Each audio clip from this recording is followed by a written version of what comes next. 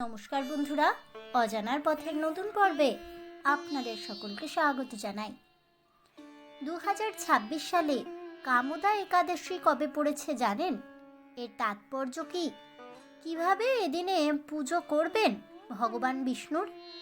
এছাড়াও এই কামোদা একাদশীকে কেন হিন্দু ধর্মে বিশেষ গুরুত্বপূর্ণ স্থান দেওয়া হয়েছে তা জানেন কি বন্ধুরা? 2026 সালের বাংলার 1432 বঙ্গাব্দের কামোদা একাদশী ব্রতের পূর্ণাঙ্গ সময়সূচি সম্পর্কে জানতে হলে অবশ্যই ভিডিওটি স্কিপ না করে শেষ পর্যন্ত দেখতে থাকুন। নমস্কার বন্ধুরা, অজানার পথের নতুন পর্বে আপনাদের সকলকে স্বাগত জানাই। হিন্দু ধর্মে একাদশী তিথি ভগবান বিষ্ণুকে উৎসর্গীকৃত একটি অত্যন্ত শুভ দিন হিসেবে বিশেষ স্থান লাভ করেছে। মাসে দুবার পালিত হওয়ায় বছরে মোট 24টি একাদশী তিথি পড়ে। চৈত্র মাসের শুক্লপক্ষে যে একাদশী পড়ে তা কামোদা একাদশী নামে বিশেষ পরিচিত। ভক্তেরা এই দিনে ভগবান বিষ্ণু ও দেবী লক্ষ্মীর পূজা করেন এবং দৈব আশীর্বাদ লাভের আশায় ভক্তিভরে এদিনে উপবাস পালন করেন। বিশ্বাস করা হয় যে ব্যক্তি এই উপবাস ব্রত পালন করে তার অবশ্যই সমৃদ্ধি লাভ হয় এবং সকল দুঃখ মোচন হয়ে যায় ভগবান বিষ্ণুর কৃপায়। কামোদা একাদশীর দিন সকালবেলায় স্নান করার পর ভক্তেরা উপবাস পালন করার সংকল্প গ্রহণ করেন এবং এদিনে কাছাকাছি কৃষ্ণের মন্দিরে ভগবান বিষ্ণুকে পুজো দেওয়া হয়। এই ব্রত থেকে অর্জিত ধর্মীয় যোগ্যতা সমস্ত আকাঙ্ক্ষা প্রদান করে, এমনকি সবচেয়ে জঘন্য পাপকে শুদ্ধ করে ও ভক্ত তার নিজের পরিবারের সদস্যদের অভিশাপ থেকে মুক্তি পাওয়ার জন্য প্রার্থনা করেন এই বিশেষ দিনে। এছাড়াও এই কামোদা একাদশী ব্রত পালন করলে এবং এই একাদশীর ব্রত কথা পাঠ ও শ্রবণ করলে ভগবান বিষ্ণুর বিশেষ আশীর্বাদ পাওয়া যায়। কামোদা একাদশী ব্রত একটি হিন্দুদের অনুষ্ঠান যা চৈত্র মাসের শুক্লপক্ষের একাদশী তিথিতে অনুষ্ঠিত হয়। এই তিথিটি পাপনাশক ও পুণ্যদায়িনী, তাই এই একাদশীর ব্রত পালনে ভক্তের সমস্ত ইচ্ছেই পূরণ হয়।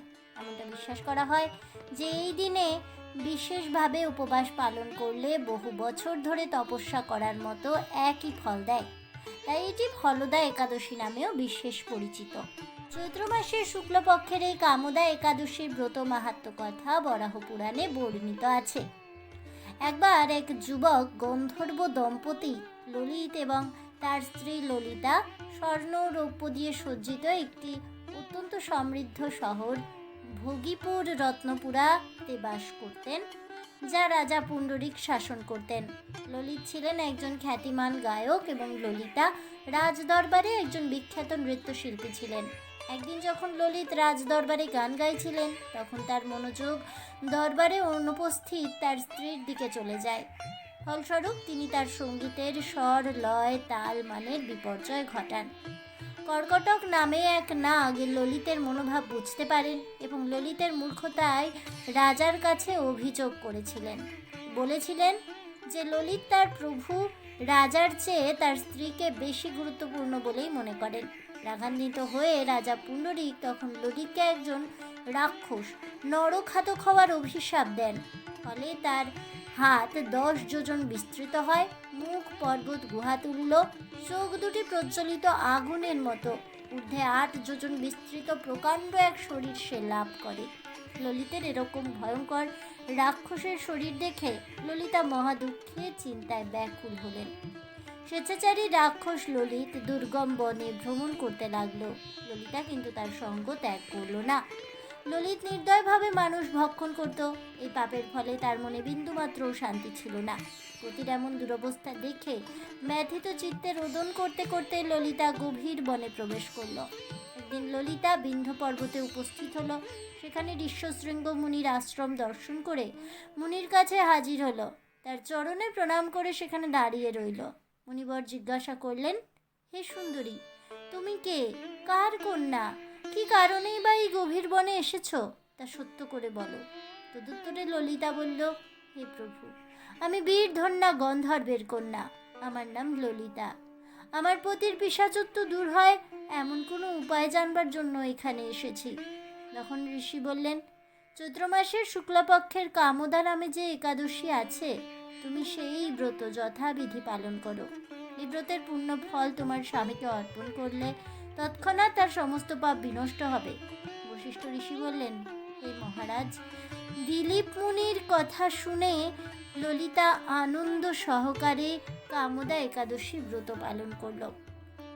কথিত আছে এই একাদশী ব্রতটি মহারাজ দিলীপও পালন করেছিলেন। তারপর ব্রাহ্মণ ও বাসুদেবের সামনে পতির উদ্ধারের জন্য আমি যে কামদা একাদশীর ব্রত পালন করেছি তার সমস্ত ফল আমার পতির উদ্দেশ্যে অর্পণ করলাম। এই পুণ্যের প্রভাবে তার পিশাচত্ব দূর হোক। এই কথাটি উচ্চারণ করা মাত্রই শ্রীকৃষ্ণের আশীর্বাদে ললিত তার আসল গন্ধর্ব রূপ ফিরে পান। তারপরে তাদের একটি স্বর্গীয় উড়ন্ত রথে করে স্বর্গে নিয়ে যাওয়া হয়। কথিত আছে এই একাদশীর ব্রতকথা শ্রদ্ধা ও ভক্তি নিষ্ঠার সাথে পাঠ করলে ভগবান বিষ্ণুর কৃপা লাভ করা যায় এবং অশ্বমেধ যজ্ঞের সমান ফল প্রাপ্ত হওয়া যায়। 2026 সালের বাংলার 1432 বঙ্গাব্দের চৈত্র মাসের শুক্লপক্ষের একাদশী হলো কামদা একাদশী। এবার চলুন জেনে নেওয়া যাক কামদা একাদশীর পূর্ণাঙ্গ সময়সূচি সম্পর্কে। 2026 সালের বাংলার 1432 বঙ্গাব্দের চৈত্র মাসের শুক্লপক্ষের কামদা একাদশীর একাদশী তিথি শুরু হবে আগামী 28শে মার্চ 2026, বাংলার 13ই চৈত্র 1432 শনিবার, সময় সকাল 10:27 পর থেকে। একাদশী তিথি সমাপ্ত হবে আগামী 29শে মার্চ 2026, বাংলার 14ই চৈত্র 1432 রবিবার, সময় সকাল 8:51। 2026 সালের বাংলার 1432 বঙ্গাব্দের চৈত্র মাসের শুক্লপক্ষের কামদা একাদশীর পূর্ণ ব্রত পালন হবে আগামী 29শে মার্চ 2026, বাংলার 14ই চৈত্র 1432 রবিবারে। একাদশীর পারণ সম্পন্ন করার সময় হলো আগামী 30শে মার্চ 2026, বাংলার 15ই চৈত্র 1432 সোমবারে, সময় সকাল 5:37 পর থেকে সকাল 7:38 মধ্যে।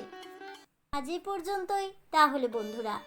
2026 সালের বাংলার 1432 বঙ্গাব্দের চৈত্র মাসের শুক্লপক্ষের কামদা একাদশীর পূর্ণাঙ্গ সময়সূচি সম্পর্কে জেনে আপনাদের কেমন লাগলো অবশ্যই আমাকে কমেন্টে জানাবেন। ভিডিওটি ভালো লেগে থাকলে লাইক শেয়ার করতে ভুলবেন না। আমার চ্যানেলের নতুন বন্ধু হয়ে থাকলে চ্যানেলটিকে সাবস্ক্রাইব করে দেবেন, পাশে থাকা বেল বাটনটি প্রেস করে রাখবেন নতুন ভিডিওর নোটিফিকেশন পাওয়ার জন্য। ফিরে আসছি পরবর্তী ভিডিও নিয়ে। ততক্ষণ সবাই ভালো থাকুন, সুস্থ থাকুন আর অবশ্যই সঙ্গে থাকুন আর দেখতে থাকুন অজানার পথে।